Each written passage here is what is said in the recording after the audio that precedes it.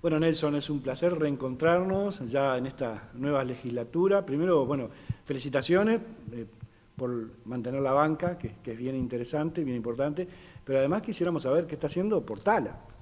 Bueno, los amigos de acá de Tala, que hay una barra muy linda, hace unos días estuvimos intercambiando WhatsApp y le digo, bueno, mira, yo ya rompí la cuarentena, ya estoy yendo al Palacio, estuve un mes ahí cuando se habían suspendido las sesiones, que no fui, pero ahora retomamos las actividades, así que estoy...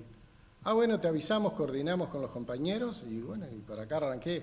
Dijeron el miércoles a las 6 de la tarde, bueno, el miércoles... Un poquito Y, después quizá porque y vamos a ir, tenemos la nota ahora. vamos a llegar un poquito más tarde, pero no pasa nada. Bien. Y la otra es que, bueno, también había combinado hace mucho que ustedes me habían dicho que cuando viniera a Portala les avisara y bueno, y aquí estoy. Exactamente. Siempre comentamos nosotros acá con Oliver, ¿no? Y con los compañeros de que, bueno, en cada actividad que anda acá en la vuelta y sobre todo también si se tratan temas, por ejemplo, de carácter rural y eso, o que estén emparentados también con esa temática, siempre Nelson Larzábal está en la vuelta. Sí, un poco fue la gente de... Yo estuve 10 años trabajando en desarrollo rural de la Intendencia y eso me dio mucha visibilidad en toda la zona rural, en toda la campaña, en el Canelones profundo. Y bueno, y acá en Tala, Migue, Montes, San Jacinto, todos esos lugares. Para el otro lado, la zona de Santa Lucía, Melgarejo, y todos esos lugares que se reactivaron sociedades de fomento. Bueno, la gente me conoce, impulsó en su momento, cuando yo ya en el año 2014, en el 2015 me iba a jubilar, ya cumplía 60 y realmente había pensado jubilarme, y cuando supieron eso me pidieron y bueno, incluso se movilizaron, fueron a hablar con las autoridades del MPP, yo siempre fui del MPP, ¿no? Pero ellos fueron a hablar con las autoridades, a pedir que querían tener a alguien, primero proponiendo que había que promover a alguien que conociera el medio rural y que fuera capaz de transmitir lo que significaba el medio rural de Canelones, y después, bueno, que estuviera en un lugar que pudiera salir. Y bueno, ese compromiso lo mantuvimos, salimos diputados, pero repito, siempre fue la gente, y bueno, acá parte de esa gente es la de acá de Tala, y en esta primera salida que hacemos para reunirnos con compañeros, ellos hace unos días intercambiamos algunos mensajes y coordinamos esta reunión. Bien. Número 2 en aquel año 2015, ahora lo habían bajado al número 5. Por momentos se pensó que capaz que no tomaba la banca, alguno por allí decía, no, pero se está para jubilar. Bien, eso por un lado. Y por otro lado, ¿necesita el MPP, el espacio 609, involucrarse más en lo que tiene que ver con lo que hablábamos recién, con el tema rural, digamos? ¿Es citadino básicamente el MPP? ¿Cómo lo ve? No tan citadino. El principal líder del MPP, el viejo Pepe Mujica, que es un gaucho productor rural, entonces no es tan citadino, pero y en su momento tenía mucha representación, el diputado senador después Agassi, ministro, mismo otros como bueno, hoy no es ni diputado ni senador, pero fue las dos cosas, Berterreche, la presidenta de colonización, Jacqueline Gómez. Hay una línea dentro del MPP que el senador suplente Garín, hay una línea dentro del MPP que es rural, vamos a decir, ¿no? Y bueno, a veces falta un poco en la primera línea más visible a los compañeros ahí, pero sin duda que estamos y tenemos un trabajo en el medio rural y mucha gente del medio rural que siempre nos están llamando, y gente de primera línea a nivel de las gremiales, y que siempre nos están, y están vinculados y son votantes y bueno, y hacen su trabajo gremial, su trabajo productivo, y después nos llevan sus inquietudes y la problemática que está pasando cada uno de los rubros del medio rural, para que nosotros trabajemos ahí con el ministerio y con las distintas organizaciones para tratar de encontrarle una solución. Noreste de Canelones, que tiene dificultades, allí el Frente Amplio y, bueno, también el MPP, por supuesto, de poder fortalecerse. Tala, la visita de hoy, por ejemplo, ¿es para potenciar a un Darwin Barreto para el municipio de Tala y a un Edinson Aldao para poder tener una línea en la Junta Departamental, para edil? Al final no sé si Edinson Aldao quedó en la lista, porque se estaba armando la lista cuando vino la pandemia, pero sin duda que creemos que Darwin es un excelente candidato a alcalde, que le haría muy bien a Tala si pudiéramos conseguir que Darwin fuera el alcalde, y le haría muy bien a todo el noreste, porque eso después sabemos que se contagia un poco, ¿no? Y bueno, y Edinson ha sido un excelente concejal, siempre en primera línea, siempre con gran sacrificio. Sabemos que es un pequeño productor de la zona de ahí de la Ruta 40, y le cuesta mucho tener que dejar su chacra para venir acá y estar acá y hablar con la gente, pero bueno, tiene mucha iniciativa. Es un productor rural, pero con mucha cabeza política. Y bueno, creemos que es importante el rol que él pueda jugar, o acompañando a Darwin acá en la Junta, acá en el municipio, o desde la Junta Departamental, o donde le toque actuar. Hoy está trabajando en cierta forma también como asesor. Yo tengo un grupo de asesores, él es uno de esos asesores que nos está pasando información de primera línea de lo que está pasando en la zona, de las urgencias, de las necesidades de los productores. Tenemos un grupo ahí para estar en contacto directo con el medio rural, y bueno, él es parte de eso. Y sin duda que, como decía, Darwin tiene una personalidad muy especial. Creemos que puede ser un gran alcalde para Tala. Los suplentes suyos, uno representa a Míguez de alguna manera, el otro representa a San Jacinto. Pero por allí hay otra figura, en Montes, por ejemplo, Gustavo Borges, ¿no?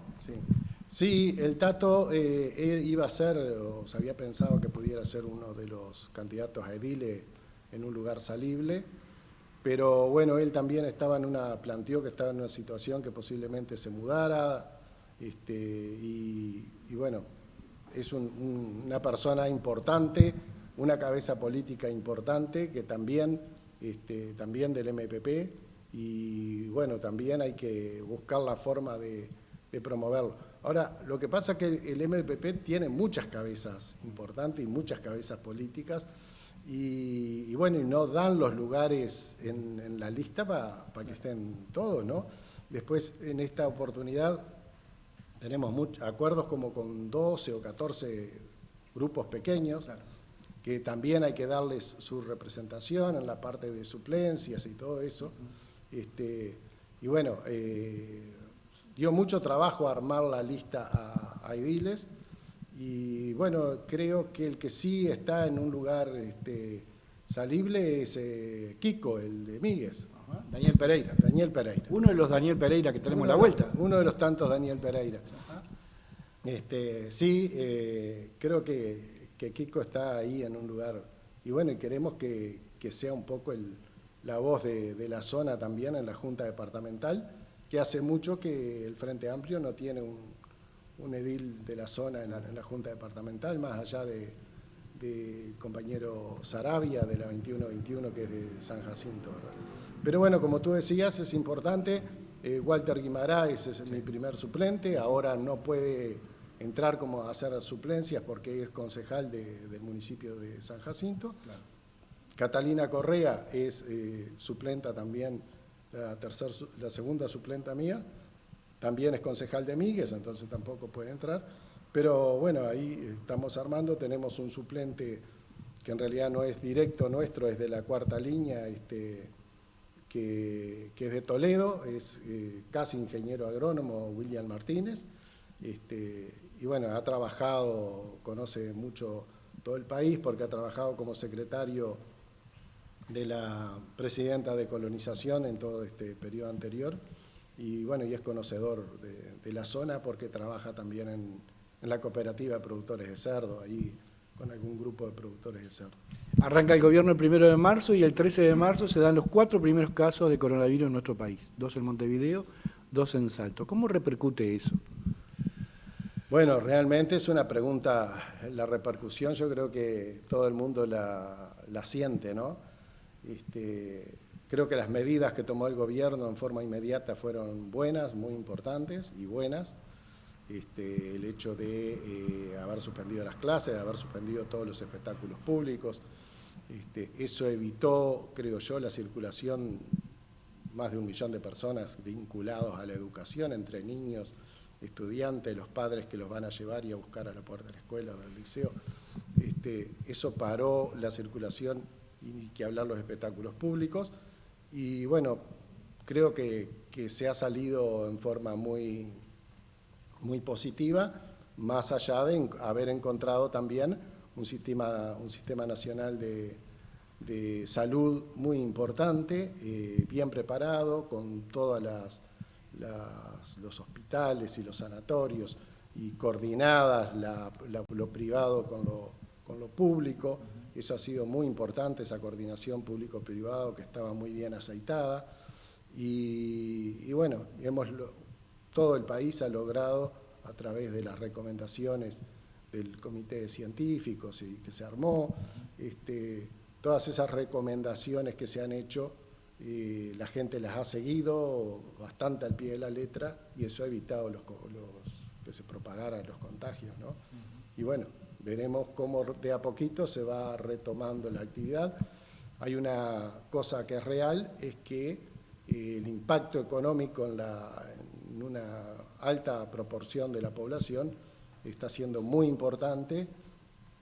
Eso está haciendo que, bueno, la solidaridad de la gente a través del armado de ollas populares, pero también ha habido alguna respuesta de parte del gobierno, nosotros entendemos que bastante tímida, o tibia si se quiere. ¿Qué le está faltando? Se había propuesto una medida que es un fondo de emergencia, un salario de emergencia para aquellas familias que están en esta situación, o que desde los artistas hasta la gente que vendía tortas fritas, hasta los cuidacoches, toda la gente y mucha gente que tenía una pequeña empresa, un trabajo informal o formal, pero que de un día para otro se vio cortado porque no estaba la gente, los clientes en la calle. Esa gente no se arregla con una canasta de 1.200 pesos por mes, ¿no? Ni aumentándole un poquito la asignación familiar. O sea, la gente se quedó sin ingresos, más allá del impacto que hay también en más de cerca de 250.000 uruguayos que de un día para otro pasaron al seguro de paro, y que bueno, sabemos que el seguro de paro te cubre un 50, un 60% del salario, pero no más de eso, ¿no? Cuarentena obligatoria, algunos sectores del Frente Amplio, el caso del doctor Tabaré Vázquez en algún momento lo planteó de alguna forma, o cuarentena responsable. Finalmente quedamos con la responsabilidad y la libertad con responsabilidad. ¿Usted cómo lo ve? Yo creo que fue muy acertado. Yo creí que lo que decía el expresidente Vázquez, que era necesaria una cuarentena más estricta, pero bueno, como decía hoy, también la gente fue muy consciente, hubo muy buena comunicación de lo que pasaba. Ya estaba la experiencia de lo que venía pasando en Italia y España principalmente, capaz que de China no nos enteramos tanto, pero de España e Italia lo teníamos muy presente, y eso hizo que la gente tomara conciencia y realmente se respetó. No era obligatoria, pero se respetó, yo digo, a rajatabla, lo que se pedía desde las autoridades, y eso hizo realmente evitar la difusión de... Tenemos algunos pequeños focos, como pasó la semana pasada, parecía que se había despertado un foco en San Antonio, bueno, al final eran 2 o 3 personas, pasó en Rivera con gente que, bueno, no respetó. Ley de urgente consideración, el momento en que se manda, es una estrategia, todo es política, ¿no? Pero seguramente hay una estrategia política, el gobierno seguramente va a decir que justamente es una ley de urgente consideración y la oposición va a decir que no era el momento adecuado. Sí, ahí hay 2 cosas, ¿no? Una era que durante la campaña el partido de gobierno, la coalición de gobierno, anunció que iba a haber una ley de urgente consideración. Ahí considerábamos que no era apropiado de esa forma, y más como la anunciaban, que era con 500 artículos. Pero, bueno, el pueblo los votó, ellos ganaron, ganó la coalición actual de gobierno, y eso hay que respetarlo y es fundamental. Lo segundo es que una vez que apareció la pandemia, surgían una cantidad de proyectos y cosas para responder a la pandemia, para solucionar el tema de la pandemia, para solucionar el tema de la gente que se quedaba sin trabajo, que nosotros entendemos que era más urgente tratarlo. El Frente Amplio presentó como 10, 7, primero eran como 7, después aumentó, eran como 12 o 14 proyectos distintos para atender justamente esto, y bueno, se pasaron a comisión y están ahí en comisión, no ha habido tiempo, porque ahí los primeros días de abril se presenta, se anuncia un nuevo texto y después se presenta como el 20 o 23 de abril, creo que fue, el proyecto de urgente consideración, y ahí todos nos ponemos a estudiar qué es lo que vino realmente, porque es distinta a la que se había expresado en febrero, distinta a la que se había presentado unos días antes. Y bueno, y hay que trabajar, estudiar. Hay más de 60 leyes que se modifican, más de 30 y pico de temas diferentes que están ahí contenidas en esta ley de urgente consideración, y lleva mucho estudio para hacerlo en este pequeño tiempo, ¿no?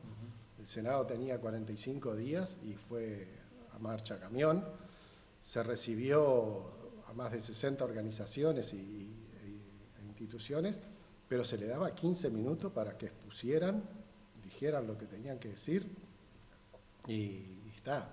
Y eso no es consultar con la ciudadanía. Consultar es, bueno, voy, les doy el tema, vienen, nos dicen, vemos si lo podemos cambiar, cambiamos esto, no lo cambiamos.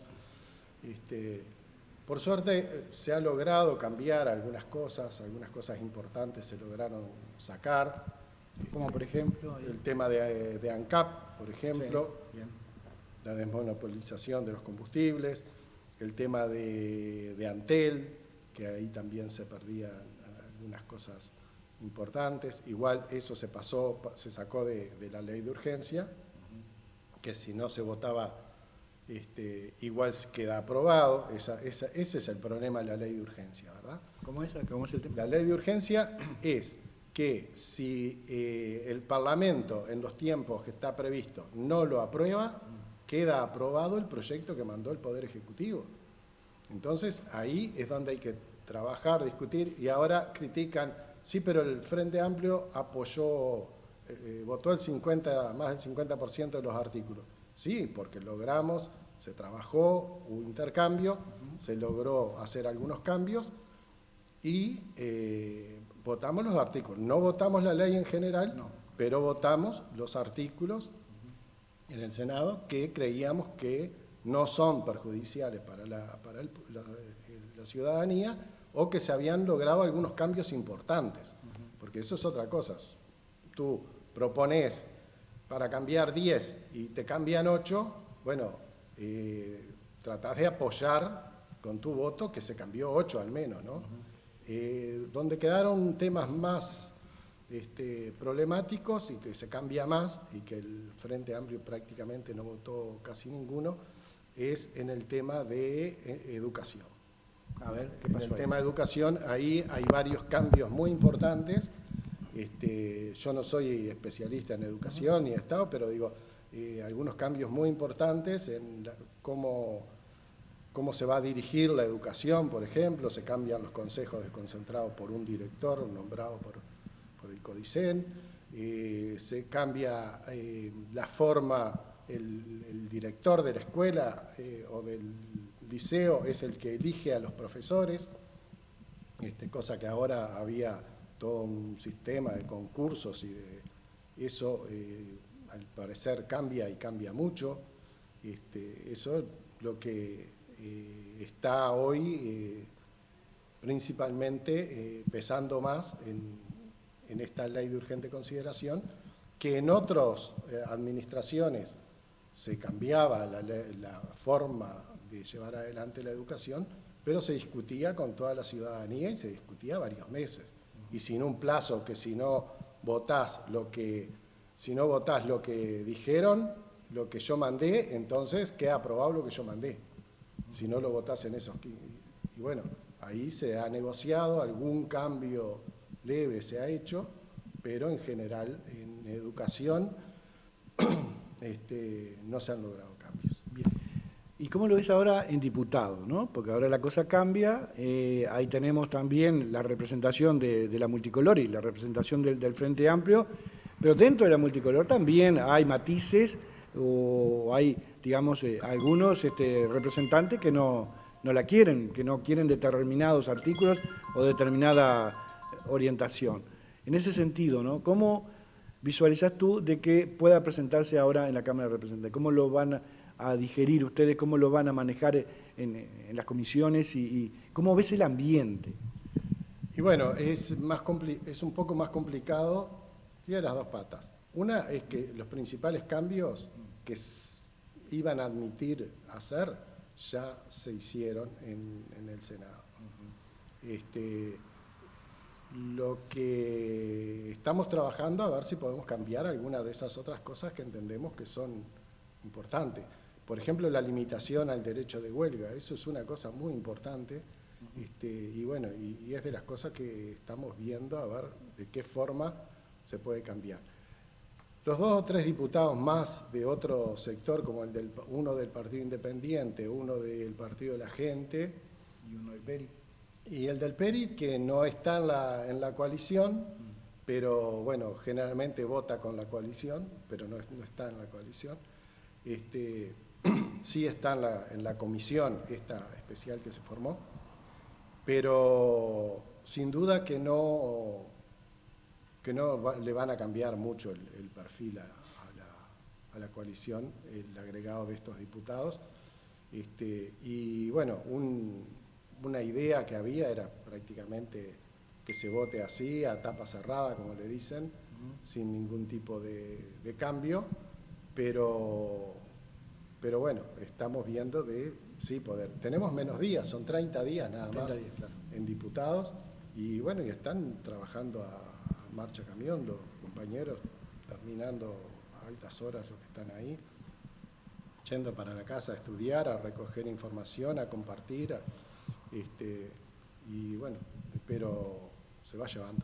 Bien. ¿Cómo se siente ahora ser oposición? Porque se fue gobierno durante 3 periodos y ahora viene a estar del otro lado del mostrador. ¿Cómo lo ubican a ustedes? Y bueno, no es fácil, hay que aprender. Yo el periodo que estuve como diputado era de parte del gobierno, y los 10 años que había trabajado en la Intendencia había trabajado también con el gobierno, con Marcos, ¿no? Ahora es otra cosa diferente, y bueno, pero también en esos 5 años aprendimos un poco a cómo se debe trabajar, y más allá de si se es gobierno o si es oposición, hay cosas que están bien y que hay que hacerlas. Y yo siempre le dije a mis hijos, y bueno, una una cantidad de gurises más que crié cuando vivía en La Huella, 20 y pico de años, con cerca de 40 gurises que pasaron por ahí. Las cosas tienen una sola forma de hacerse, es hacerse bien. Claro, después está la capacidad que uno tiene de hasta dónde la puede hacer y el entorno, pero bueno, la voluntad de que las cosas se hagan bien. Y eso creo que es lo principal que tenemos que tratar de hacer, siendo oposición o siendo gobierno, tratar de hacer las cosas bien. Y bueno, vemos que hay muchas cosas que se va a poder trabajar sobre eso porque no tienen un enfoque bien hecho. Por ejemplo, estos días estábamos mirando la integración, las propuestas que hay para integrar el BPS. Hace pocos días el presidente de la República visitó el recinto parlamentario, estuvo en el Senado y estuvo en diputado. ¿Cómo lo ves? Bueno, fue un momento muy especial porque era justo cuando se estaba votando la ley de urgencia y cuando se estaba interpelando a 4 ministros. No sé, es raro, porque es como mezclar un poco los poderes, ¿no? El poder legislativo, como si los diputados o los senadores fueran al Consejo de Ministros. Digo, Pero puede hacerlo él. Digo. Puede hacerlo, sí. ¿Alguien lo había hecho alguna vez? ¿Tenés una idea de que algún presidente hubiera visitado al Parlamento? No por un homenaje, ¿verdad? No por un hecho superlativo en ese sentido, sino por, bueno, una cuestión, digamos, justamente, ¿no?, de sustanciarse la ley de urgente consideración en un lado y del otro lado lo que tenía que ver con esa interpelación. En la historia no sabría contestarle, pero más allá de los homenajes y esas cosas que muchas veces el presidente va, no había, los compañeros que estaban ahí no tenían recuerdo de haber visto la presencia del presidente apoyando. Está bien, capaz que lo haga, apoyar a sus ministros en un momento que estaba siendo interpelado, pero bueno, es mezclar un poco el rol está el poder legislativo, está el poder ejecutivo y está el poder judicial, o como si vinieran los jueces el día que tratamos algún tema relacionado al poder judicial. Creo que la separación de poderes es una cosa republicana muy importante para el país y bueno, creo que no sé si es un error o capaz que es una señal de que el presidente va a estar más presente en todas estas cosas, pero bueno, sin duda que sí, lo que entiendo que fue un teatro armado fue la interpelación, ¿no? Pero no me saca la pregunta.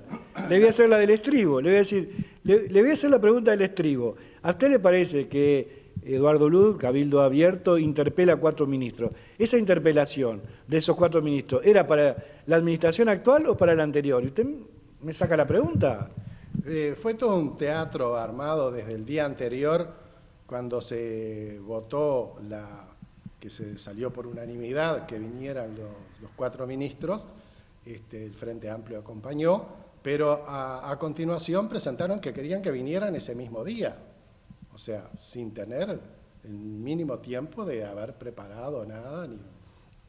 Bueno, ahí cuando se votó en contra de que vinieran ese mismo día, estuvimos como hasta las 10 de la noche argumentando de por qué votábamos que no vinieran ese mismo día. Bueno, se votó para que vinieran al otro día y ahí era un teatro, una parodia armada porque el miembro interpelante que habló 3 horas seguidas, literal, 3 horas seguidas, todo el tiempo le pasaba lustre a los 4 ministros que estaban ahí y le daba palo al gobierno anterior. Era algo que parecía armado. Por otro lado, dijo que las preguntas no las tenía preparadas, según el miembro interpelante, y que las iba a ir haciendo ahí. Sin embargo, cada uno de los ministros se vino con toda la exposición escrita. Y lo otro que me llamó la atención es que 3 por lo menos de los ministros usaron la información que les dejó el ministerio anterior, salvo Heber, que fue muy político y no el discurso, pero los otros 3 ministros usaron lo que le dejaron en la transición, principalmente la ministra de Vivienda, todo lo que se le pide a UPM, todo lo que ha hecho el Ministerio de Vivienda, Ordenamiento Territorial y Medio Ambiente y la DINAMA en cuanto a los requisitos, o sea, lo leyó textual la información que le dejó el gobierno anterior, o sea que también el viceministro Berry estuvo leyendo cosas que eran del informe de transición, o sea, creo que el error es no reconocer que se habían hecho cosas bien o que se había hecho todo bien, porque queda una empresa de primera generación con una inversión la más grande de la historia del país, en un rubro que los árboles están plantados y que si no se sacan hecho papel, hecho celulosa, hay que mandar los troncos. Y bueno, los viajes de camión serán lo mismo, pero todo el resto, el resto de la inversión no estaría para que los uruguayos trabajen ahí, y es algo que va a dejar 10.000 puestos de trabajo permanentes cuando esté funcionando a pleno, ¿no? Con todas las garantías medioambientales, como está probado y quedó claramente expuesto allí por la ministra. Entonces, es cierto, hay algunos que no nos gustan los eucaliptos, a mí no me gustan los eucaliptos, claro, pero tengo que reconocer que es una inversión importante, que hay suelos del Uruguay que son muy apropiados para el cultivo del eucalipto y que es una oportunidad productiva también para algunas zonas del país y especialmente para el interior profundo ese, donde no hay otras posibilidades de trabajo y de desarrollo de la gente, ni de esos pueblos, ni de las viviendas.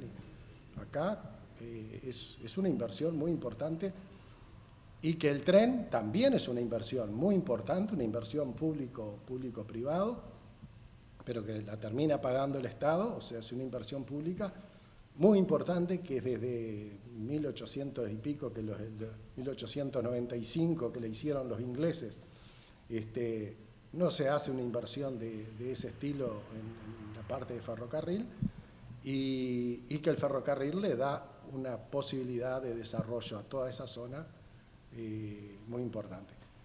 Que se dice que se hace solo para UPM y que es por UPM. Bueno, una parte importante la va a usar UPM y se hace por UPM, pero sin duda que es una oportunidad y es una inversión pública muy importante que le da trabajo a muchos uruguayos y que es muy necesaria y que va a ayudar también al mantenimiento de las rutas.